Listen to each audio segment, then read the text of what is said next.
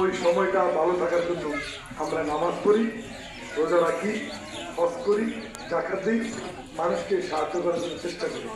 একমাত্র আল্লাহ পাকের সন্তুষ্টি, আমাদের নবীর সন্তুষ্টি নাকি? যারা আজকে বাড়ি বাড়ি গিয়ে ইসলামী শিক্ষার নামে, তালিমের নামে যারা বেহেশতের টিকিট দিচ্ছে, যারা ভোটার আইডি কার্ডের ছবি নিচ্ছে, যারা বিকাশ নাম্বার নিচ্ছে, তারা কি ইসলামের বন্ধু? তারা ইসলামের শত্রু। আমি কি কাউরে 1000 টাকা দিয়ে আপনার ভোটটা কিনতে পারবো? আপনার ভোটের দাম তো কোটি টাকার উপরে।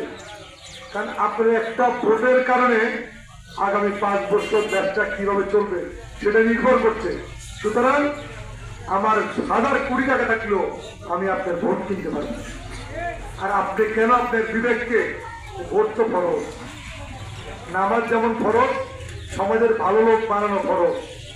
আর শুধু যারা ইসলামের কথা বলে তারা কিন্তু সবাই কিন্তু ইসলামের বন্ধু না।